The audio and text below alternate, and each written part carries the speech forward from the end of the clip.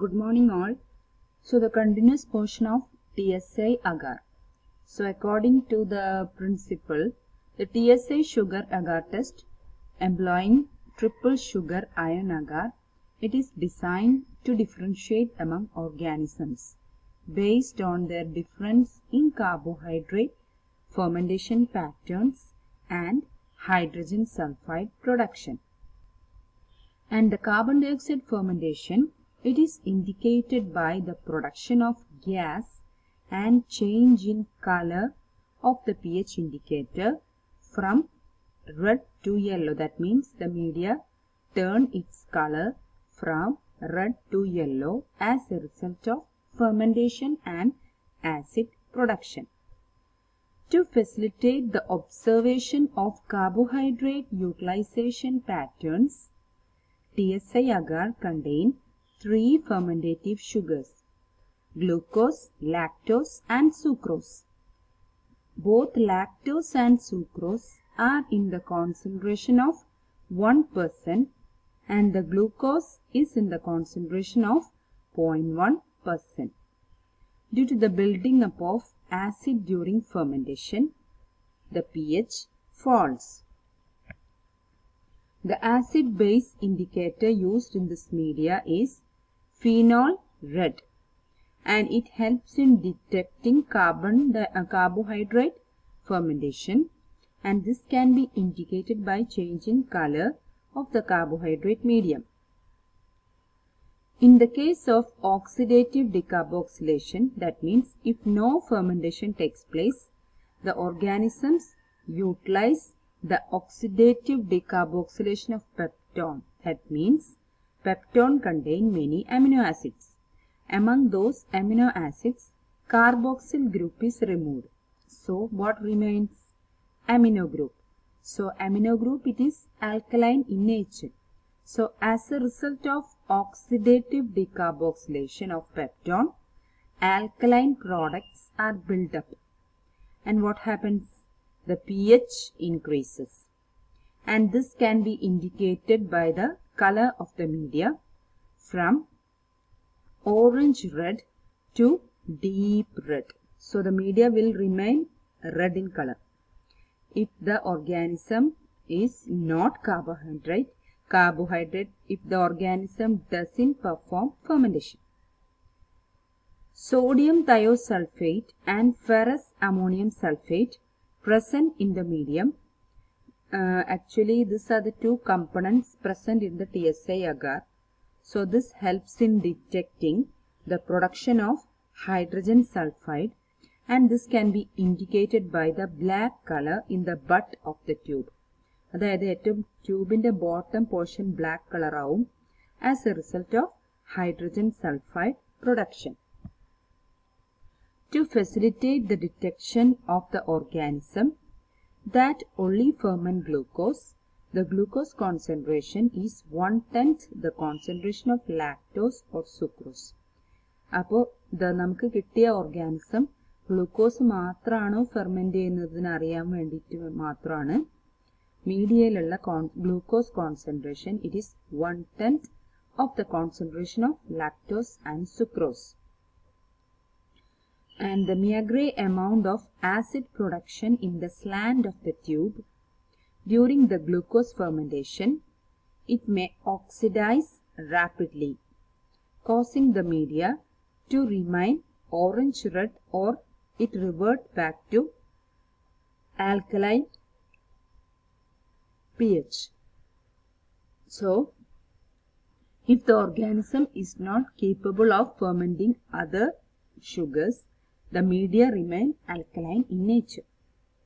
In contrast, if the media tube turn yellow in color, it indicates the fermentation have taken place, which results in acid production. So the yellow color is maintained in both butt and the slant of the tube. After the depletion of the limit, അപ്പോൾ എന്ത് സംഭവിക്കുന്നു വെച്ചാല് ഇപ്പോൾ complete fermentation നടന്നിട്ടുള്ള മീഡിയയിൽ ആദ്യം utilise ചെയ്യുന്നത് glucose ആണ്. Glucose it is very limited, concentration കുറവാണല്ലോ. So the organism is able to do so, will begin to utilize lactose or sucrose. That's why the complete media turn yellow in color. To enhance the alkaline condition of the slant, free exchange of air must be permitted by closing the tube cap loosely. So now let's discuss what is the media. What is the type of the media used in this test? The media used is TSI agar, triple sugar iron agar, and the main components are enzymatic digest of casein, enzymatic digest of animal tissue, yeast enriched peptone, dextrose which is 1 gram, lactose and sucrose 10 gram, ferric ammonium citrate 0.2 gram, sodium chloride, sodium thiosulfate, phenol red indicator, agar.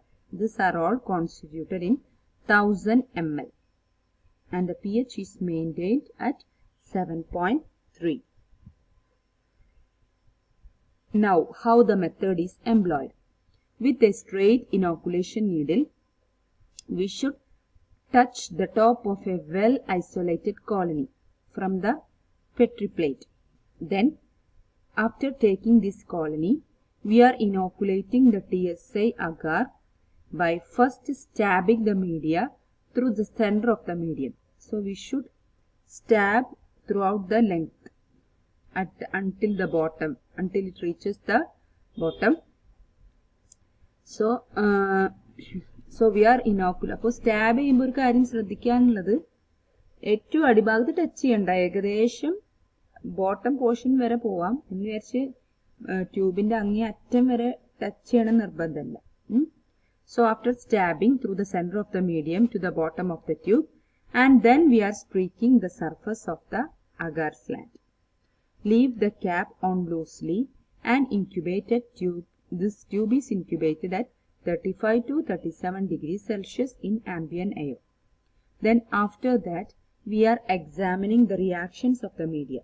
So we will get different pattern of results. The expected results may be mainly this type. First is an alkaline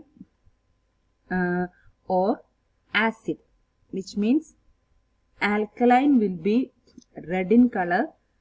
First of all alkaline slant, then acid butt. So alkaline slant is red in color, acid butt is yellow in color. So it will be indicating of what? Only dextrose fermentation. അപ്പോൾ അതായത് glucose fermentation മാത്രമാണ് നടന്നിട്ടുള്ളതെങ്കിൽ butt portion മാത്രം yellow colour ആയിട്ട് കാണാം. Top portion അതായത് slant portion red ആയിട്ട് തന്നെ റിമൈൻ ചെയ്യും. അതിന്റെ അർത്ഥം this organism is capable of utilising only glucose, no lactose and sucrose. Next result acid എന്ന് വെച്ചാൽ യെല്ലോ, ആസിഡ് സ്ലാൻഡും ആസിഡ് ബട്ടും. അപ്പോൾ both slant and butt remain yellow in color. It indicates that organism it is now capable of utilizing dextrose, lactose, sucrose. അതുകൊണ്ടാണ് complete yellow ആയത്. Next result is alkaline slant and alkaline but എന്ന് വെച്ചാൽ സ്ലാൻഡും ബട്ടും അതേ colour തന്നെ, red colour തന്നെ. It means the organism is not capable of carbohydrate fermentation. Next result is blackening of the medium. അതായത് മീഡിയത്തിൽ ഒരു ബ്ലാക്ക് കളർ പിഗ്മെന്റേഷൻ വരും. It indicates the presence of hydrogen sulfide. Then gas production. Gas production എങ്ങനെ മനസ്സിലാക്കുക? Media പൊട്ടിയിട്ടുണ്ടാവും, ഒന്നുകിൽ bubbles കാണാം അല്ലെങ്കിൽ cracks in the agar. It is indicating the production of gases such as carbon dioxide and hydrogen. So these are the expected results. So first tube noku. In this tube both butt and slant remain yellow. So the result is A by A. Acid slant, acid butt. Second tube. ഇവിടെ but ഭാഗം acid ഉണ്ട്, slant ഭാഗം എങ്ങനെയാണ്?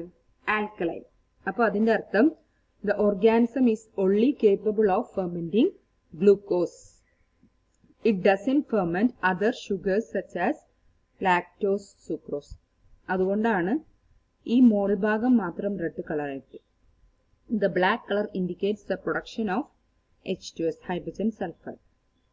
Now look the next reaction.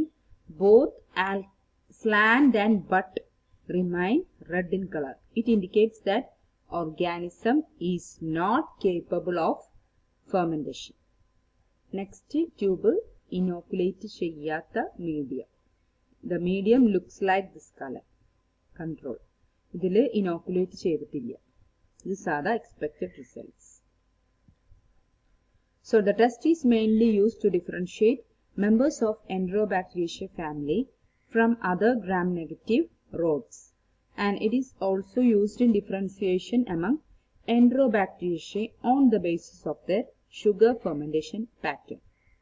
So that's all about TSA agar. Limitations ഞാൻ എഴുതി പക്ഷെ include ചെയ്തിട്ടില്ല. ഇത്രയും മതിയാവും നിങ്ങൾക്ക്. അപ്പോൾ അതുകൊണ്ടാണ് അത്രയും ആക്കിയത്. So next we can discuss about another important test, that is coagulase test. Actually this coagulase test നമ്മൾ മെയിൻ ആയിട്ട് യൂസ് ചെയ്യുന്നത് ഗ്രാം പോസിറ്റീവ് കോക്കൈ, അതായത് ഇത്ര നേരം പറഞ്ഞത് നമ്മൾ അതായത് ഗ്രാം നെഗറ്റീവ് ഗ്രൂപ്പിലെ മെമ്പേഴ്സിനെ ഡിഫറൻഷിയേറ്റ് ചെയ്യാൻ എൻട്രോബാക്ടീരിയ അങ്ങനത്തെ ഒക്കെ. ഇതിൽ ഈ ടെസ്റ്റ് എന്തിനുള്ളതാണ്? It is use to differentiate Staphylococcus aureus, which produce the enzyme coagulase. അതായത് ഗ്രാം പോസിറ്റീവ് കോക്കൈ ആയിട്ടുള്ള Staphylococcus aureus ഈ ഒരു എൻസൈം പ്രൊഡ്യൂസ് ചെയ്യും, enzyme coagulase. And we can differentiate this organism from other gram-positive cocci, that is, other species of Staphylococcus, that is, Staphylococcus epidermidis and Staphylococcus saprophyticus. ഈ രണ്ട് സ്പീഷീസും coagulase negative ആണ്. They doesn't produce the enzyme coagulase. So they are also known as coagulase negative Staphylococcus. Now coming to the principle, this coagulase is an enzyme-like protein and causes the plasma to clot. So blood-ilulla plasma clot ചെയ്യും. How? By converting fibrinogen to fibrin. Then Staphylococcus aureus produces two forms of coagulase. അപ്പോൾ ഈ coagulase enzyme തന്നെ Staphylococcus രണ്ട് വിധത്തിൽ produce ചെയ്യുന്നുണ്ട്. One is free coagulase, another one is bound coagulase. Bound coagulase, it is also known as clumping factor, and it is bound to the bacterial cell wall. Bacterial cell wall നോട് attach ചെയ്തിട്ടാണ് bound coagulase കാണുന്നത്. It directly reacts with fibrinogen. So this result is an alternation of fibrinogen so that it precipitates on the staphylococcal cell, causing the cells to clump when the bacterial suspension is mixed with plasma. Okay. അപ്പോൾ ഈ bound coagulase സാധാരണ കാണുന്നത് ബാക്ടീരിയയുടെ cell വാളിലാണ്.